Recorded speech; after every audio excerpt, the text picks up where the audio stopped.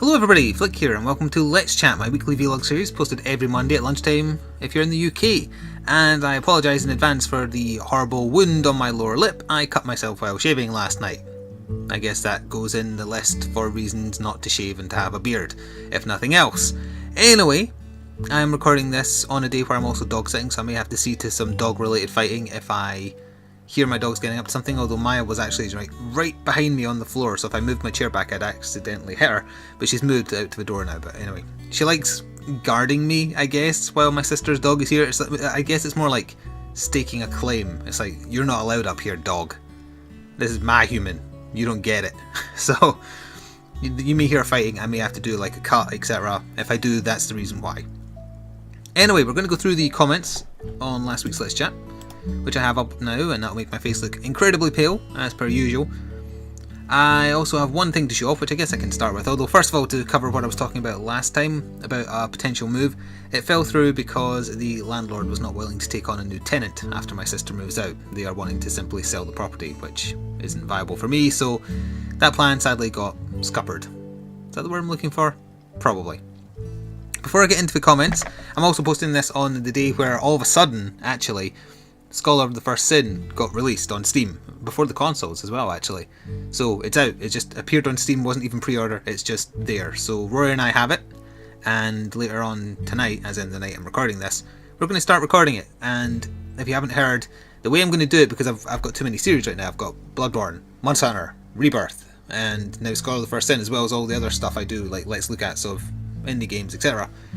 What I'm going to do is alternate. So because I've already got 2 full playthroughs of Dark Souls 2 on the channel, I don't think people are going to be desperate for new parts of that, whereas I get lots of people saying please upload more Bloodborne, which I can't do incidentally because my connection is too bad. Believe me, if I could upload 2 episodes of it a day I would. I can't. So what I'm going to do is alternate days between Rebirth and Scholar of the First Sin. So on one day it'll be a Rebirth episode, on the next day it'll be a Dark Souls 2 Scholar of the First Sin episode, and alternate like that. It'll also let me pace it better because Rory and I might not always be able to record together. Also, we're not necessarily going to do the full thing co-op, but we'll be in a call together while we play, because there's no point co-oping at the start of the game, I don't think, really, to be honest. Pardon me, but we'll see how that goes. The other thing I wanted to bring up is, obviously you've been watching me play in Bloodborne. That's my sealed retail copy that I bought prior to finding out I was actually getting a review copy. I'm giving that away to a patron at the end of this month if you're interested. Details on Twitter if you want them. And as far as Bloodborne goes, I'm not quite finished it yet. I am recording much further ahead than what you're seeing on the channel, and I'm doing that because I want to avoid spoilers, and people can't help themselves, so that's why I'm trying to insulate myself from spoilers as best I can and just push my way through the game. I mean, I'm not necessarily going to see everything or every possible outcome, but I want to see most of it so that I can't have it spoiled for me. So I think at the time I'm recording this, I think I'm in the last little bit of the game. I wouldn't be very surprised if I was just about to discover the last area. At most maybe like say 3 hours left at absolute most, so I'm almost there. As for what's going to happen after that, I'll probably let it simmer, maybe play a character off camera as well, just to see how I could change how things happened in the game. I assume there might be multiple endings, I don't know. I don't want to know either, incidentally. Not yet. I will look into it when I want more information. But it's a really good game. I do have some faults with it. Largely, it's went the same route story-wise as Dark Souls 1, meaning that it's incomprehensible nonsense that's not even really there, and you shouldn't have to work that hard. That's why I much preferred the story of Dark Souls 2. You were given a set goal, you could argue that it's a stupid basic goal, you're cursed, go find the cure, but at least you're given it. In Bloodborne you're given absolutely no information. And off camera I sat and kind of like read through some of the item descriptions thinking, oh well, it's probably like Dark Souls. You need to read through the item descriptions to know what's really going on because it's stupid. Did that, still didn't understand any of it, so they've messed up the story. The story is definitely the weakest part, but thankfully the gameplay is fantastic. So it more than compensates for the terrible story, and it is a god-awful story because it's not there. It's not like the story is there and it's just not to my taste, it's just that it's not there. There's no story. They might as well have just went with the way they did it in Demon's Souls, and well, they technically almost did, where you just have a hub world and you're just kind of sent to... Rory, you just started playing Scholar of the First Sin, and I told you earlier not to play it in advance of recording so you'd get surprised by all the new stuff. I caught you on camera, Rory. You just loaded it up right now. I'm going to tell him. I'm going to tell him on this. I'm going to tell him right now. Hoi, I said don't play it until tonight. What do? We'll see what he says. I've caught you on camera. I'm just checking to see if it works. I'll tell you what he says after I get a reply. Anyway, I'll go through the comments and I'll see when he replies. By the way, obviously you've seen the first part of our Scholar playthrough, but I think I'm going to do a little throwback to my very first playthrough of Dark Souls 2, which was the PS3 version, where I made Flik the Mage. Oh, there's his reply. Checking the settings, I told you. Bullshit. Bullshit. He'll just play an hour or two, and then off camera after our first recording, he'll just accidentally finish the game on another character. He can't help himself. The envy of youth. Anyway, comments. You might say something else, I'll pass it along if he does. To start with, we have Ewan, or Ivan? It would be Ewan, right? Ewan Harvey. Now that you've got your hands-on experience with Bloodborne, what do you think? I've been a fan of Should games? I assume you did Souls, but then your autocorrect did something horrible. Oh, you've been a fan of them without actually owning any of them. This is going to be your first time playing one yourself, and you've got to say that you're enjoying it. What else did Rory say there? C. Oh yeah, he actually logged off of it. Okay, good, because you were on camera. I wonder if you'll know what I mean.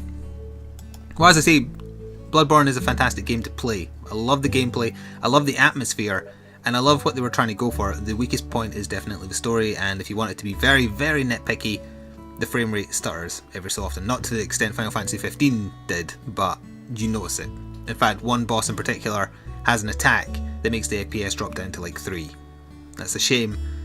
And the load times are a bit annoying, but apparently they're working on them somehow. So once that's gone, yeah, the gameplay is what carries Bloodborne. The gameplay and the atmosphere. The atmosphere they've got spot on. It's like, I want to do a proper let's look at of this eventually, so I don't want to go into it too much right now, but if you decide to stand still and just take in the atmosphere of any given moment of Bloodborne, it feels like there's been enough care put into absolutely everything that you can stop at any point and look around and be amazed by something or be interested in something, architecturally speaking, or just mood speaking, just something there for you to be paying attention to if you want. I mean, if you're just walking through it doesn't matter, but it's like the game will reward you for stopping and taking it in now and then, and that shows that it's had a level of care put into its design style that I think should be definitely complimented.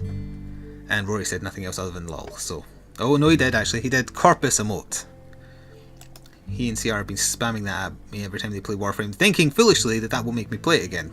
All it does is make me hate it more. Kurt has left a comment next, and his avatar is Dire Morales, right?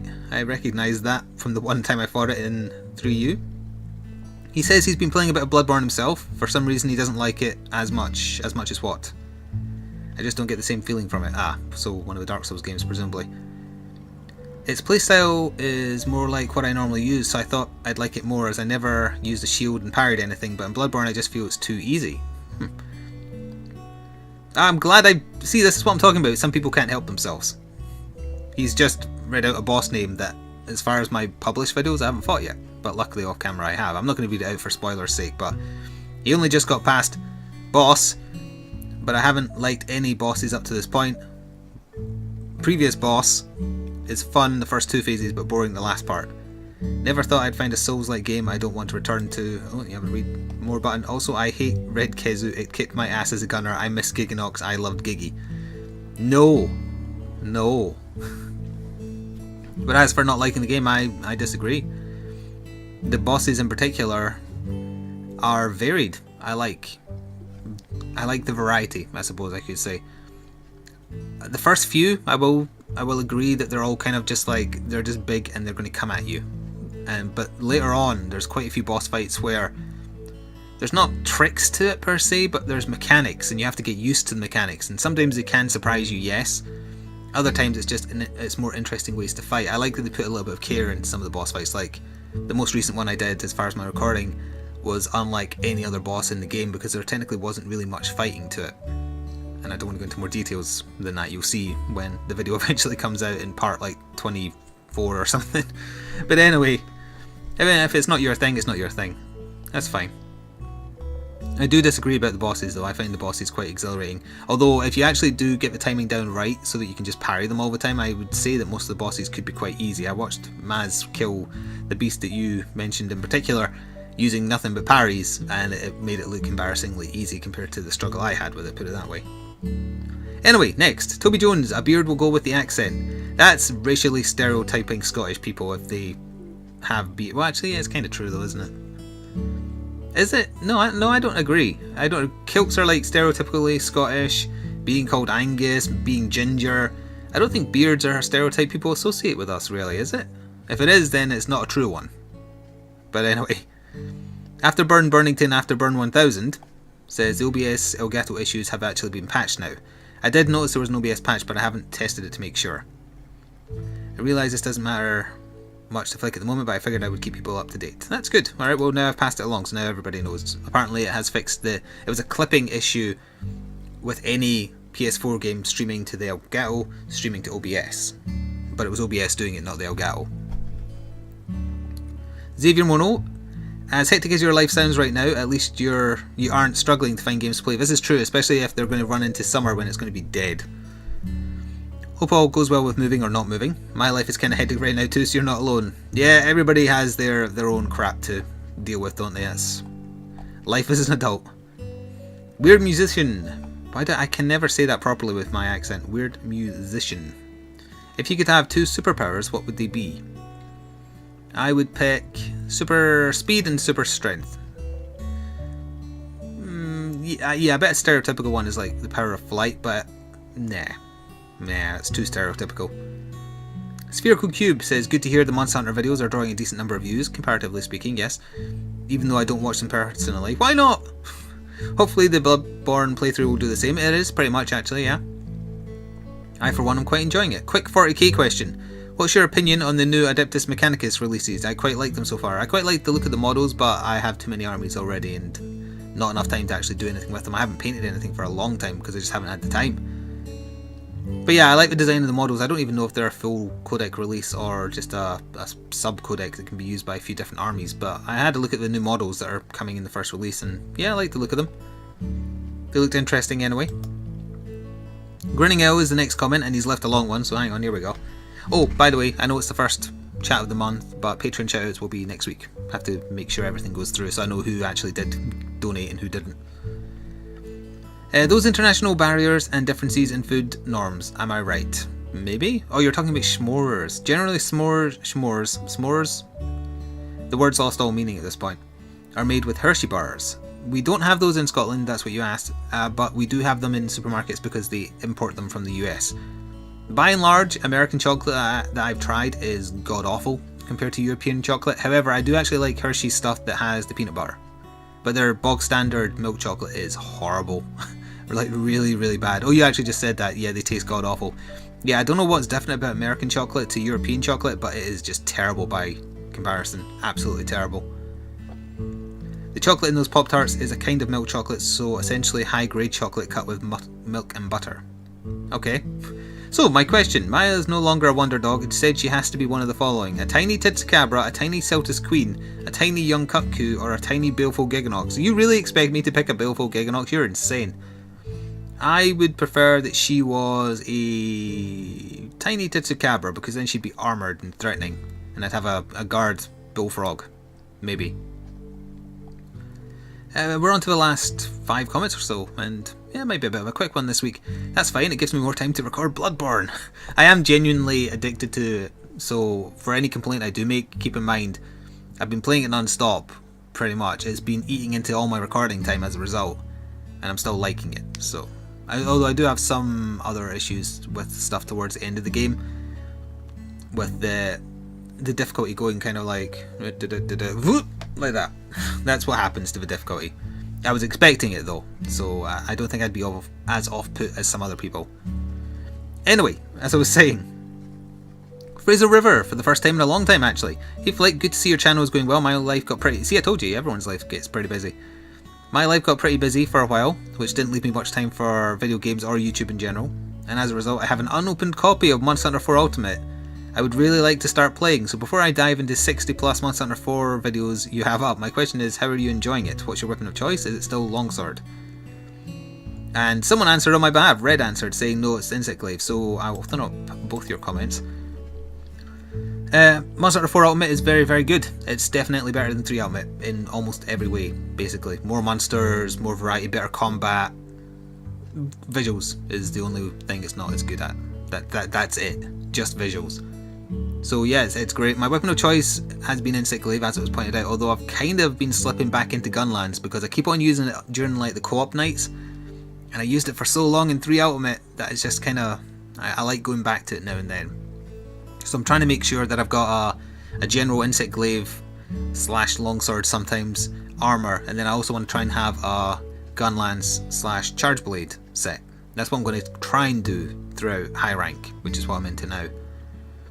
But luckily the game gives you a arena hunt against a Great Jaggy for one of each of the weapons, so use those to decide which one you want to use. But yeah, definitely get it open, get into it. It's a really good game, and the community that comes to my co-op nights are more than willing to help people catch up. So if you wanted to kind of get sped along with the online side of stuff, there'd probably be people willing to help you. And I usually turn up an hour early for the Steam nights. That's a dog barking outside, getting my dog going. I usually turn up an hour early for my Steam nights as well to now help people try and catch up. So I'll be there at least an hour early if you wanted to turn up to one. But yeah, get it open, get playing it. Matsumune says, I was secretly hoping that you, Rory, CR and Moose were moving in together and it would be the start of Flik and Friends 24-hour live stream someday. No. That's weird. Maya, I'm trying to do a vlog, stop it. I'm not a big fan of s'mores personally, but as long as you know what poutine is, you'll be welcome in the frigid Canada North. I believe that's just macaroni cheese, right? But you use curds to do it. That's the only difference, as far as I'm aware. Is that what poutine is? Tell me next time. Last statement of the day. If you move, there better be an ice cream truck in the background. There wouldn't have been. There's not an ice cream van that goes down the way my sister is, so no. So it's maybe good that I didn't move then. I mean, it still might happen, but not to the exact place I was planning. Anywho, Red left a comment. Flik, a Cha-Cha with a scythe versus a Cha-Cha with a Maya? Oh right, yeah, you spelt it wrongly. It's M-Y-A if you're trying to spell my name. My dog's name, not my name. Who will win? Right, that's the first question. Okay. So, Cha-Cha with a scythe and Cha-Cha with my dog. My dog is a bit of a wimp, so the scythe wielding Cha-Cha would win.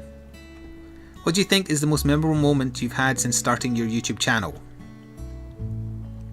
To me or to my viewers? I would say my most memorable moment is when I used to be in my crappy retail job and I'd check my YouTube on my phone and I'd be shocked that all of a sudden the crappy anime videos I was putting up were getting thousands of views for no reason, and I didn't understand why, and had no intention of doing anything with that knowledge. I was just looking at it and amazed that like thousands of people would watch me play an anime game. That's probably the memory that stands out the most. And your final question is, also, isn't haggis, you did spell it correctly, stereotypically said to be boiled sheep goat stomach? It's that kind of stuff. It's boiled in a sheep's stomach, traditionally speaking, and it's lamb meat. Yes, you're right. You can get it on pizza up here, you can get it by itself, you can get it in like little haggis balls. I've only ever had it on pizza and that made it tolerable. It just tastes like, because of all the herbs and things to put in as well, it just tastes like quite spicy lamb. If you eat it without worrying about the manner in which it's made, you would think, oh, that's just spicy lamb, that's fine. But I think it puts a lot of people off because of the cooking method, or the traditional cooking method to get it tasting the way it tastes. But I don't like it, really, but I don't hate it. I don't hate it as much as the thought of eating it I had when I was a kid, like when I thought, oh, why would I want to eat anything that's boiled in a sheep's stomach, that's gross. But then eventually I kind of manned up and thought, right, you know, I'll eat it in a way that I would probably enjoy it on a pizza. And I did, it was fine. I haven't had it again since, but I wouldn't mind. I don't know if you can actually get that in other countries. Do they import haggis into like the US or Canada or anywhere like that? If so, why? Do you have a English import aisle? Like we have American import aisles? I would actually be genuinely interested. Do you have those? Anyway, 2 more comments to go. Grant Doty says, if you were a Yarman native, that is the town in Bloodborne if you aren't aware, how could a lost outsider convince you to let them into your home for safety? They would have to not be coated with blood, wielding a gun and a cleaver, I would say. This is you turning it around on me, because I kept on wanting to get into the NPC's houses and they wouldn't let me and I was getting annoyed. You've made me realise that they were looking at me coated in the blood of their betters. And yeah, how would I convince them? I would use my Scottish accent to lure them into a false sense of security and then just break down the door with my weapon. So that's not really convincing them, is it? That's more like just barging your way in. That's fine. That's what I would do.